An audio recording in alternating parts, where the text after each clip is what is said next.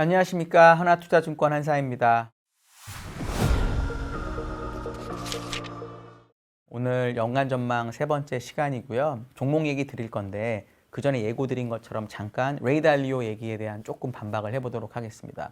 레이 달리오가 링크드인 글에서 뭐라고 썼냐면 미국 가계 자산이 얼만큼 있는데 그중에 현금 비중이 너무 작아서 어떤 위험이 있거나 뭐 부유세를 예를 들기로 했지만 저는 뭐 쉽지 않을 거라고 보고 그런 게 위기가 닥치게 되면 현금을 소진해야 되기 때문에 가지고 있는 금융자산을 팔면 금융자산 가격이 많이 떨어질 수밖에 없다. 이거를 우리가 데스파이럴에 빠지면 안 되기 때문에 대비해야 된다라는 내용의 글이 있었습니다.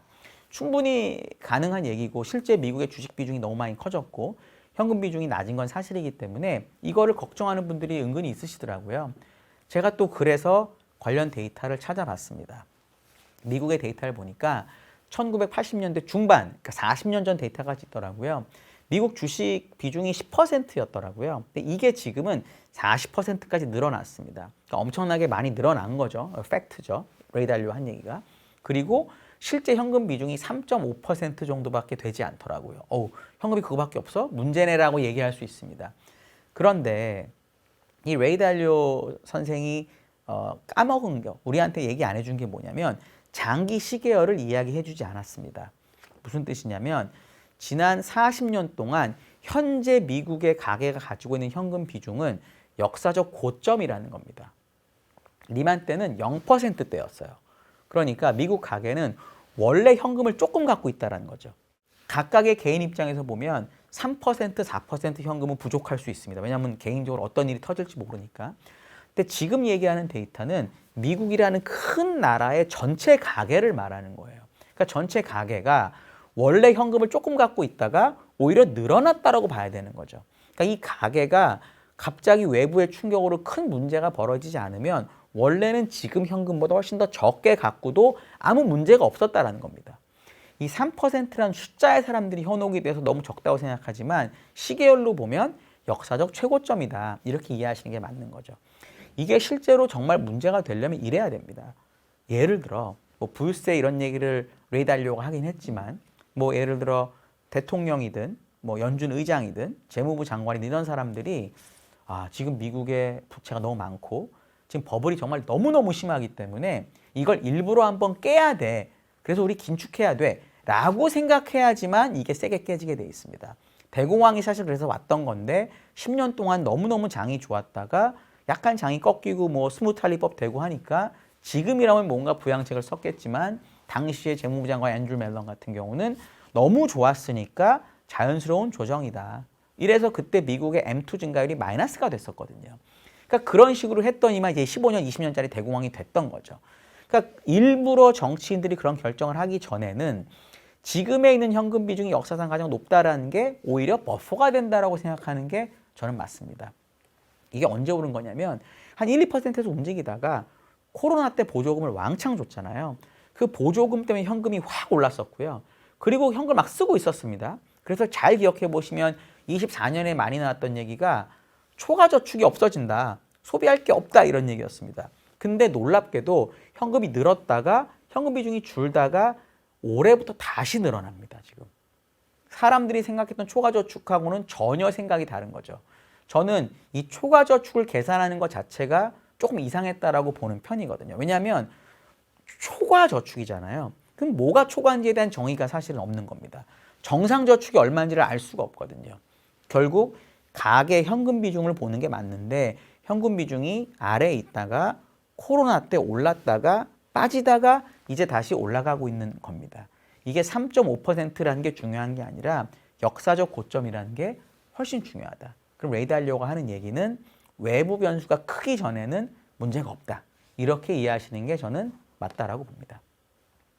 이제 종목 얘기 드리려고 해요. 저희 연간 전망 자료는 이거고 제목이 버블로 가는 열차입니다. 저희 뭐 계좌 있으시면은 저희 MTS에서 누구나 보실 수 있고요. 종목은 24페이지에 있는데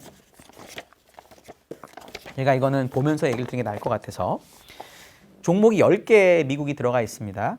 아마존, 마이크로소프트, 코어위브, 엔비디아, TSMC, 슈퍼마이크로, 알파벳, 릴리, 슈레딩거, GE 헬스케어.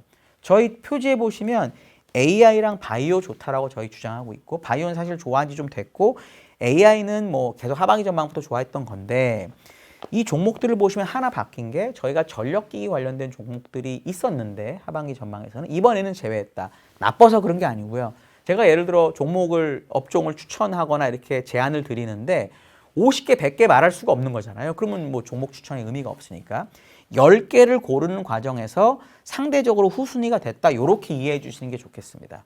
원래 AI에 전력 필요한 건 사실이니까. 어떤 이게 ธี이냐고 생각해 주시면 좋으냐면 아마존, 마소, 알파벳까지는 저희가 지난 2시간 동안 얘기했잖아요. 미국 시장이 왜 좋고 아직 AI 버블이 왜 아직 버블 정점이 아니고 얘기했었잖아요. 그러면 지난주에 얘기했던 감가상각, 설비 투자 이런 부분들이 계속적으로 진행된다는 가정인 거죠. 얘네가 진행된다는 얘기는 이런 기업들이 하고 있는 클라우드 사업의 매출이 더 빠르게 늘어난다는 걸 반영할 수밖에 없습니다. 그럼 빅텍 중에서 클라우드 사업을 하고 있는 회사들이 어디냐 보면 아마존, 마이크로소프트, 알파벳인 거죠. 순서는 이렇게 되는데 이 클라우드 순위가 제가 또 여기서 버블에 대한 얘기를 보통 뭐라고 답을 드리냐면 정점인지 아닌지 알파벳, 구글의 클라우드 사업이 이 셋 중에 가장 작습니다. 근데 얘가 흑자난 지가 얼마 안 됐어요. 그럼 전 세계에서 3등 업자가 이제 흑자가 나기 시작했는데 벌써 버블의 정점이다? 이런 산업은 제가 잘 본 적이 없습니다. 저는 그런 차원에서도 이런 클라우드를 하는 빅테크에 대해서 저희는 계속 좋게 보고 있고요. 코어이브 같은 회사는 네오클라우드라고 해가지고 특히 AI에 특화된 회사인데 상장된 지 그렇게 많이 되진 않았고 최근 주가가 많이 하락한 상태고 변동성이 크기 때문에 이거는 약간 내가 강심장이고 주가가 빠져도 견딜 수 있다. 이런 분들만 하시는 게 좋겠다라고 저희는 생각을 합니다. 엔비디아는 요즘 그런 얘기 많이 하세요. 알파벳의 TPU 때문에 엔비디아가 뭐 좀 별로다 이런 얘기 하는데 그럴 수 있습니다. 엔비디아가 독점하다가 독점이 깨진 거기 때문에 당연히 그렇게 생각할 수 있어요. 근데 우리는 엔비디아랑 알파벳 이런 사이에 컨설팅을 하는 게 아니에요. 주식을 보는 거거든요. 그런 이유 때문에 엔비디아의 PER이 이제 알파벳의 PER보다 밑에 있습니다. 옛날 50배에 거래될 때 엔비디아가 모든 걸 독점한다고 믿었다면 지금 PER은 그거보다 훨씬 낮거든요. 그럼 이제는 설령 엔비디아가 TPU한테 뭔가 좀 뺏긴다고 하더라도 밸류에이션이 싸졌기 때문에 이익이 늘어나는 것만큼은 좋아질 수가 있는 거죠. 저희는 그런 차원에서 엔비디아 지금 정도 주가에서 사기 정말로 좋다라고 생각하고 있습니다. 그리고 AI 얘기하니까 AI 얘기하려면 반도체 꼭 필요하고 반도체 누가 만들죠 지금? TSMC가 만듭니다. TSMC가 약간 주가가 재미는 없어요. 천천히 올라가기 때문에. 하지만 안정적으로 만들어주는 차원에서는 TSMC만한 회사도 없다라고 저희는 보고 있습니다. 그래서 TSMC가 들어가 있고요. 슈퍼마이크로 컴퓨터는 제가 올해 그 회계 관련돼서 이슈 있었을 때 자료 낸 적이 있고 여기도 얘기한 적이 있는데요. 일단 기본적으로 회계 문제가 생겨서 상장이 내려갔었다가 다시 상장이 됐습니다. 저는 그 당시에 문제가 없다라고 주장을 했었지만 저보다 나스닥을 상장시킬지 안 시킬지를 결정하는 사람들이 훨씬 똑똑할 거잖아요. 더 많이 알고. 그 사람들이 슈퍼마이크로를 거래를 정지시켰다가 상장시켰다는 얘기는 일단 회계적으로는 문제는 없나 보다. 이렇게 받아들이시는 게 합리적입니다. 그럼에도 주가가 빠진 이유는 대리나 이런 서버 경쟁사들이 점유율을 가져가면서 슈퍼마이크로 컴퓨터가 주가가 빠진 거거든요. 최근 실적에 따르면 슈퍼마이크로 컴퓨터가 얘기하는 거는 이 뺏겼던 점유율이 조금씩 올라오고 시장이 워낙 커지기 때문에 앞으로도 매출이 많이 늘어난다는 겁니다. 얘도 변동성이 크기 때문에 아까 코어이브랑 마찬가지로 조금 고수분들이 하셔야 되는 영역이긴 하지만 만약에 회사가 실적 발표를 하면서 실제로도 그런 성장세를 보여주면 밸류에이션이 싸져 있기 때문에 얘도 충분히 매력이 있다고 저는 보고 있습니다. 바이오 헬스케어 관련 기업은 일라이 릴리, 슈레딩거, G 헬스케어인데요. 일라이 릴리는 저는 그냥 헬스케어계 엔비디아 비슷하다라고 봅니다. 저희가 꽤 몇 달 전부터 월보를 내면서 일라이 릴리를 계속 추천했었는데 이게 이제 신고가가 났어요. 그래서 고민을 하고 있었습니다. 왜냐하면 신고가가 낮고 비싸졌기 때문에. 그런데 미국과 유럽의 경쟁력, 그러니까 이제 옛날에는 신약이 유럽에서 다 나오다가 점점 신약이 미국으로 넘어오고 이제는 세계에서 제일 잘 팔리는 약 10개 중에 9개가 미국 약이거든요. 그러니까 기본적으로 유럽과 미국의 제약 경쟁력, 바이오 경쟁력이라는 차원에서 미국이 점점 압도적으로 좋아지고 있어요. 그 미국에서 가장 잘하는 기업이 일라이 릴리이기 때문에 저희는 조금 밸류에이션 비싸다고 하더라도 실적을 안정적으로 낼 수 있고 편안하게 바이오 투자를 하신다고 하면 릴리가 제일 낫겠다라고 저희는 개인적으로 보고 있는 거고요. 슈레딩거는 뭐 이런 겁니다. 심플하게. 약간 어렵게 해석적으로 계산하는 툴이 있고요. 수치 해석적으로 막 여러 번 돌려가지고 어떤 방정식의 답을 구하는 방법이 있습니다. AI는 이쪽에 더 가깝거든요. 학습하고 추론하고 학습하고 추론하고. 슈레딩거는 옛날 뭐 물리학자들이 계산하는 이런 식으로 처리를 합니다.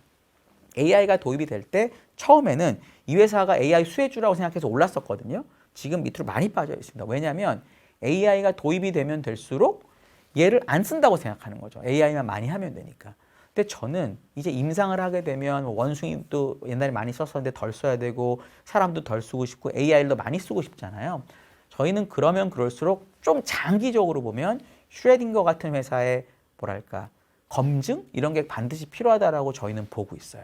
그런 차원에서 이 슈레딩거도 이것도 변동성이 크니까 고수분들이 한번 공부해 보셨으면 좋겠다라는 차원에서 넣어놨습니다. GL스퀘어는 진단 관련돼서 세계 1위 기업이고요. AI가 원래 뭐 기술적으로 보면 의사, 변호사 다 대체할 수 있다라는 게 이제 미국의 연구잖아요. 물론 수술 이런 건 아니더라도. 근데 그게 이제 법적이거나 면허적인 차원에서 안 되고 있는 건데 그래도 미국에서 제일 빨리 대체되고 있는 게 이 진단과 관련된 쪽이라고 합니다. 왜냐하면 진단돼서 결과 내는 거가 미국의 의사가 너무 부족하고 그리고 그거는 사람이 직접 말을 하지 않고 기록으로만 주더라도 실제 의사들이 보고 결정할 수 있기 때문에 점점 AI로 많이 대체가 될 수 있다라는 게 시장의 현재 뷰인 것 같더라고요. 실적도 잘 나오고 저희는 그런 차원에서 GL스퀘어를 넣었다라고 보시면 됩니다.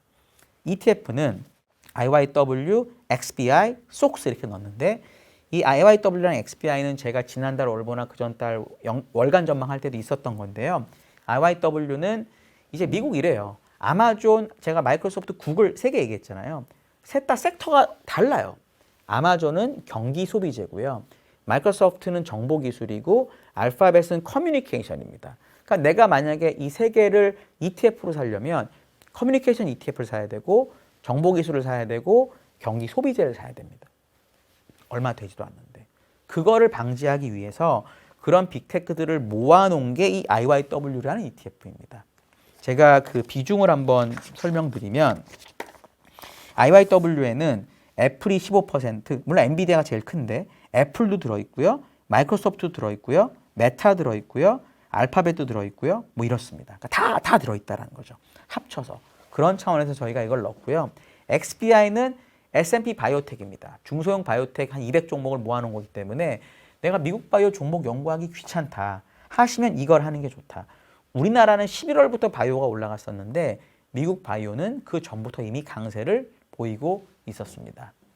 그리고 반도체는 뭐 너무나 당연하죠. 저희가 AI랑 바이오 좋아하니까 바이오가 됐든 AI가 됐든 결국 반도체 없이는 안 되는 게 당연하잖아요.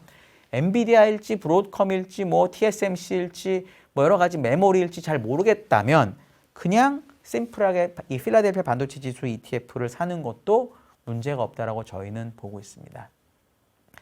오늘까지 이제 4회번에 걸쳐서 한 40분, 45분 될 것 같은데 연간 전망 말씀을 드렸는데요.